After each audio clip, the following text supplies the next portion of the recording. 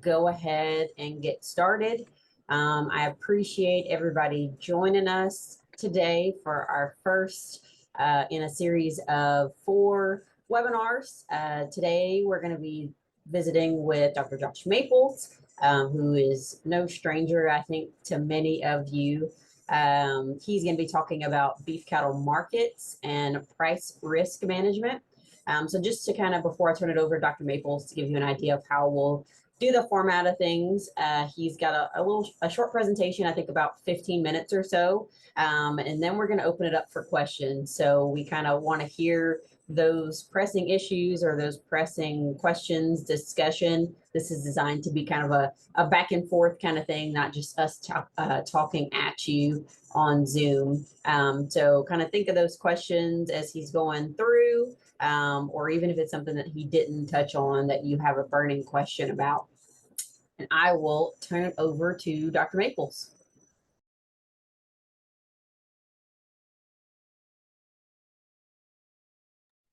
Got to get unmuted there. Thanks, Brandy. I appreciate the invite. Really appreciate you and Libby and leading this. This is really cool.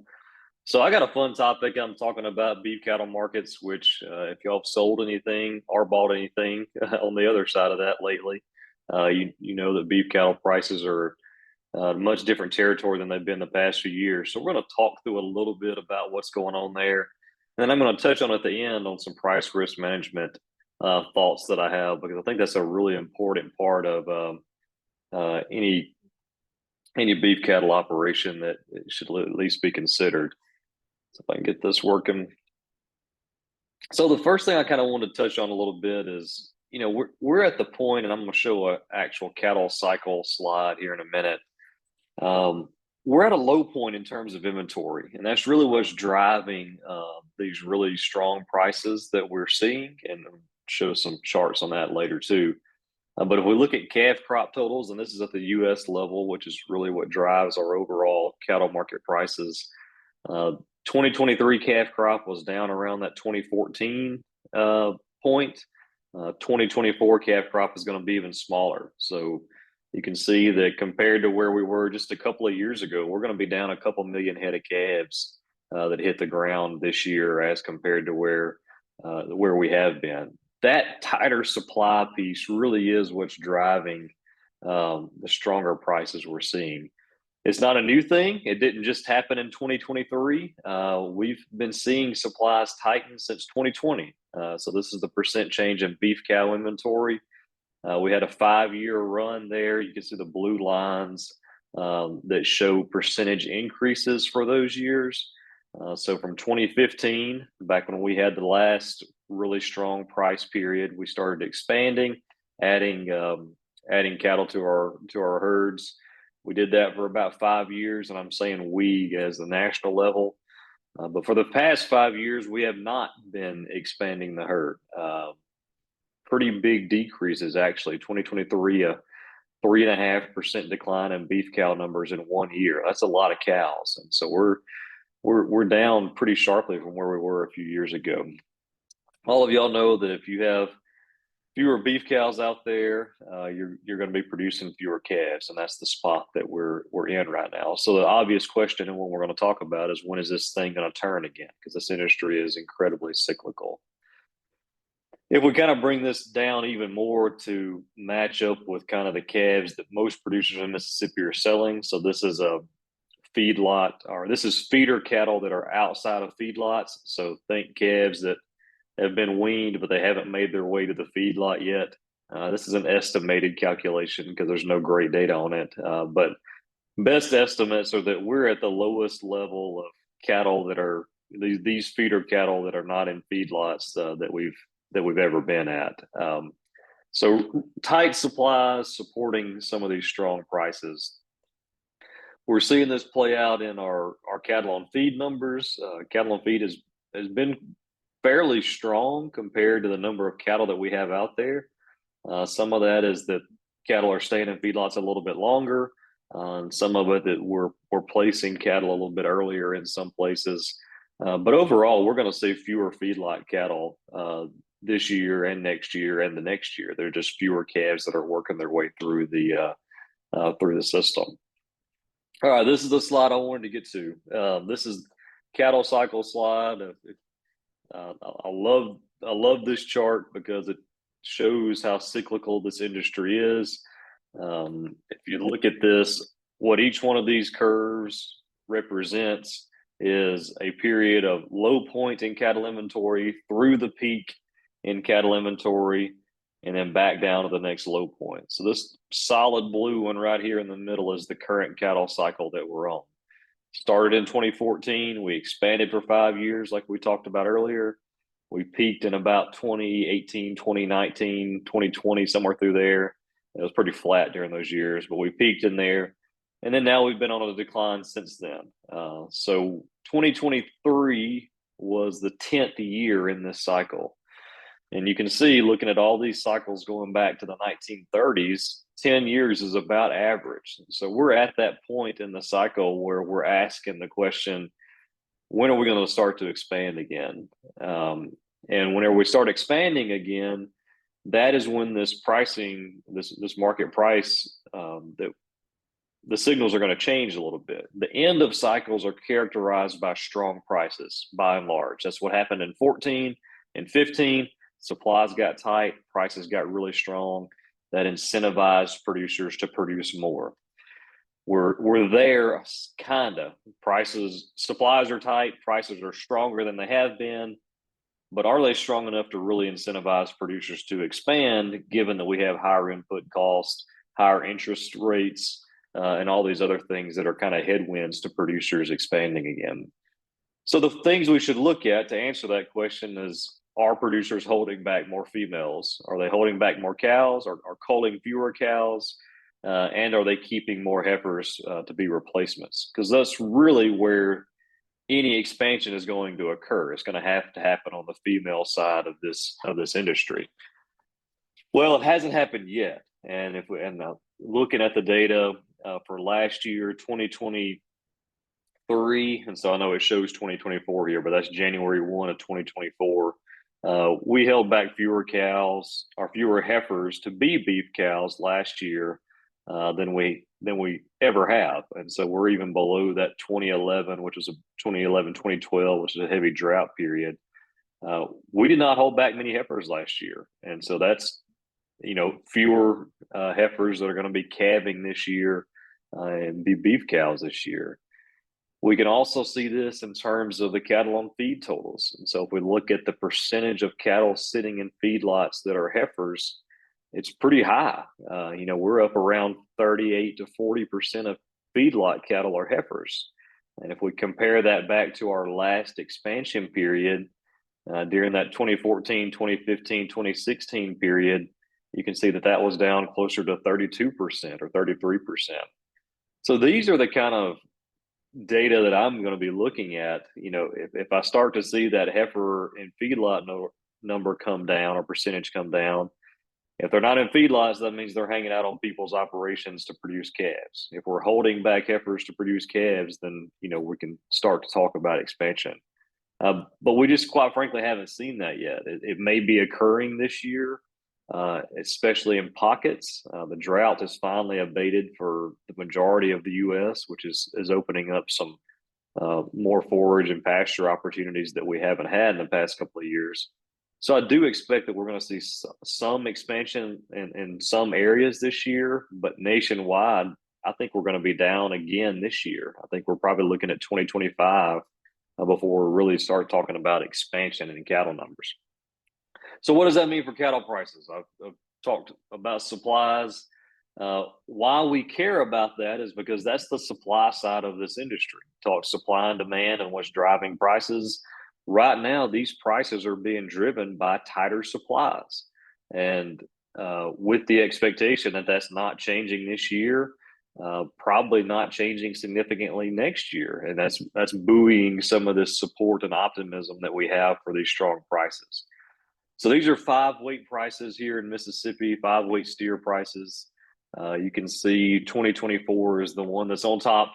2023 was really kind of that transitional year for us, that transitional period from lower prices, and we just increased throughout most of the year. 2024, at least the first couple of months, continued that run up.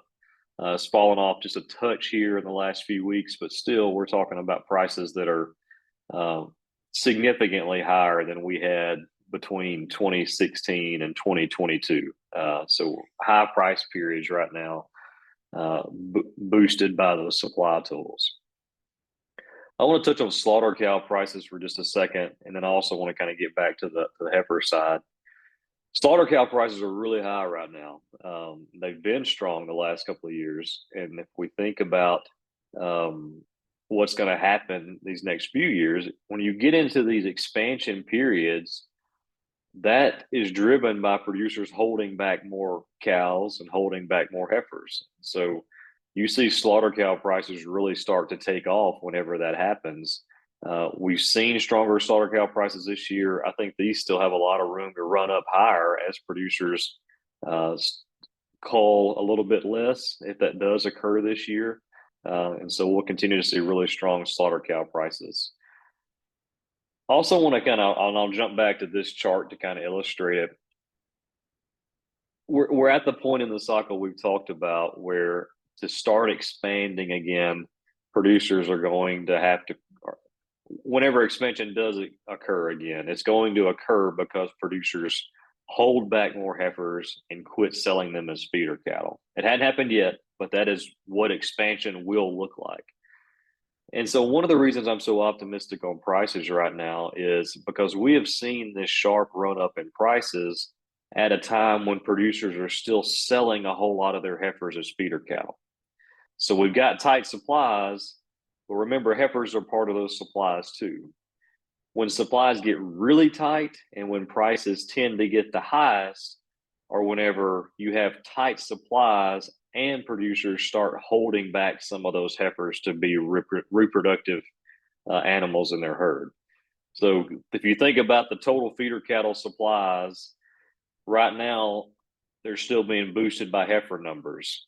At some point, when producers start holding back heifers, those already tight supplies are going to get even tighter because we're not going to be selling as many heifers as feeder cattle. So to me, that's the point that we haven't reached yet, and is why I'm still think there's plenty of room for these prices to get stronger whenever that does actually happen, and we really see the tightest supply period of this cycle. If we look at fed cattle prices, they're up as well. Pretty strong levels, up around $1.90 per $190 per hundredweight, or $1.90 per pound. So really strong fed cattle prices. Again, we're just seeing these strong prices no matter what weight we're looking at currently.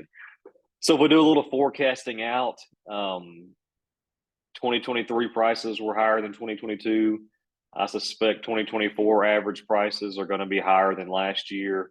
And at this point, I'm projecting higher prices in 2025, simply because we have not yet seen expansion. And until we're talking about cattle numbers increasing, there is going to be support for stronger prices, because it really is those prices that are going to drive producers to start expanding. And we're just not there yet. We have not gotten to that point.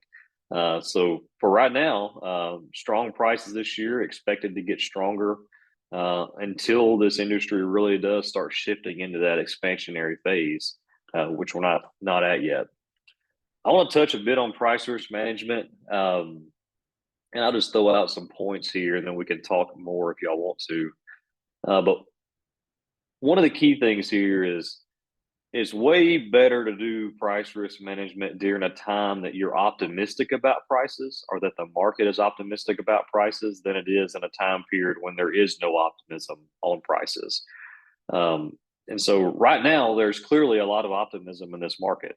And so whether you're using something like LRP, which is livestock risk protection, it's a USDA subsidized program that essentially acts as insurance against price declines, or if you're using a futures contract, or if you're using an option, or if you're doing a forward contract where you're just selling your cattle for future delivery at some point, all of the prices for these types of tools are based on price expectations. So if you're doing an LRP contract for September, the price that you can lock in at is based on what the market expects prices to be in September. So right now, those are strong because of all this optimism in the market. So we've got really high price expectations. So what I'm basically saying is when prices are high is the time to really think about doing some price risk management. Don't wait until prices go down to start thinking about, I need to do some price risk management. I think back to 2020 a lot. And when I talk about this, because, early 2020, I'm talking January 2020, there were actually some decent pricing opportunities to lock in for later in that year. By the time we got to March of 2020, there were no good pricing opportunities to lock in. And so unfortunately, a lot of us, we waited until the bad thing happened before we started wanting to protect ourselves against it. And so now's a good time to at least think about doing some sort of price risk management so that whenever these markets do turn, and again, I'm not expecting them to this year or even most of next year, but whenever they do turn, it's a good time to have some sort of price risk management in place. So I'll wrap up open it up to any questions. We can take this any direction y'all want to. Tighter supplies, going to continue to tighten in 2024. It's very possible that our supplies tighten again in 2025. And I say that just because of the female side of this industry. Y'all know how long it takes for that decision to hold back that cow or to hold back that heifer. You make that decision one day, and we're still at least 18 months, 2 years out from that turning into a calf that's going to be marketable. This is a long industry, a long production period industry, and so turning this thing from a period of liquidation to expansion does not happen overnight. And so we've kind of already set the stage for tighter supplies this year and potentially even next year. Strong prices, I'm expecting them to get stronger again, because I don't think we've hit that point where producers are reacting to the stronger prices by and large yet. Lower beef production, I'll point out here that it's not as low in 2024 as we thought it was going to be last year. And part of that is just because in 2023, we were talking about, okay, well, producers will start holding back more heifers. That's going to reduce beef production. Well, that hasn't happened yet. And so looking at the heifer numbers in feedlots, beef production is going to be down this year, but it's not going to be down by as much as, at one point we were talking 5 or 6%. It's probably going to be more like 1% because we're continuing to process a lot of heifers that are boosting those beef supplies. Replacement prices. So if you're, trying to buy heifers or buy cows or buy bulls, those prices have already ticked up in most markets and in most private sales. They should continue to do so. Those type prices typically follow calf prices up, and they seem to have been doing that. And then the last one, I'll just again put in a plug for consider some price risk management. I'm not saying you have to do it.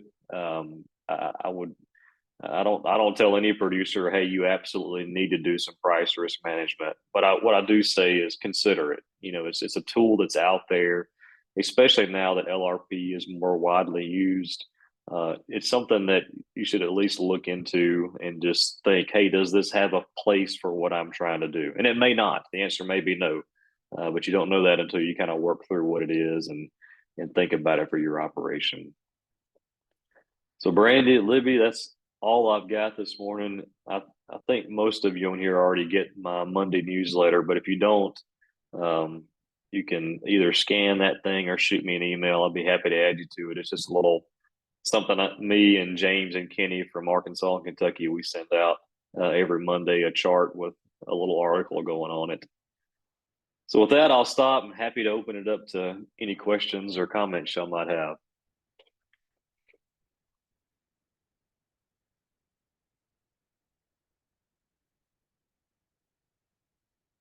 Well, it looks like Brandy put the poll up, so please take the poll or quiz if you don't mind.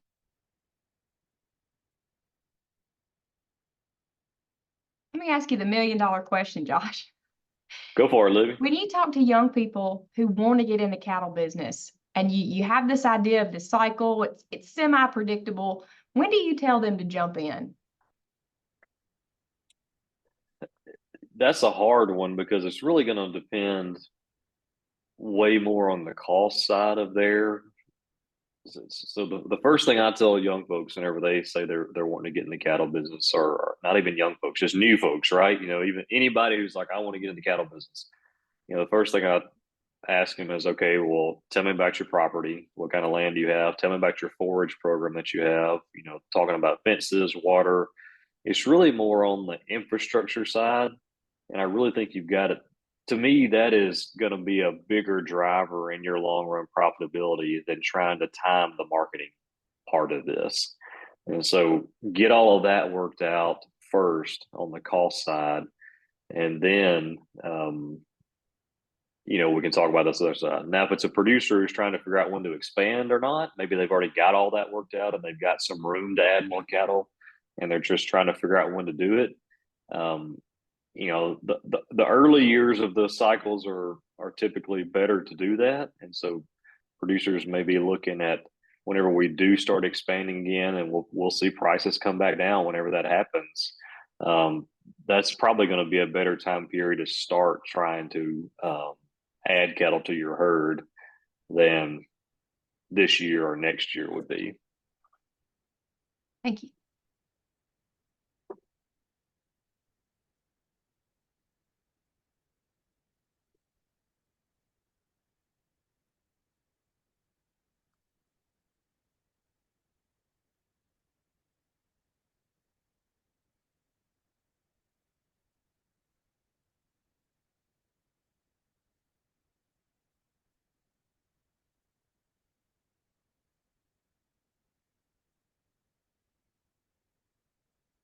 Any other questions or comments?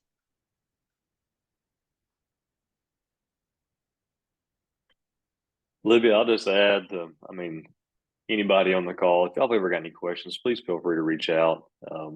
This is, you know, interesting stuff for me to talk about. So always happy to talk to you about any of this related stuff on a webinar or not. So Brandy and Libby and myself, we're always happy to help with anything like this. I want to add that our next Cattle Over Coffee meeting is going to be June 18th, and we're going to be talking about forages with Dr. Rocky Lemus. So bring some questions for that. We'll meet again.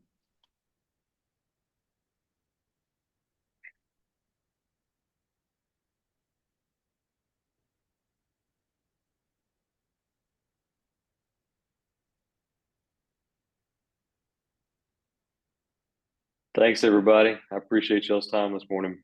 Sounds good. I think that wraps it up. Thanks for being with us. See you later. Thank y'all. See you.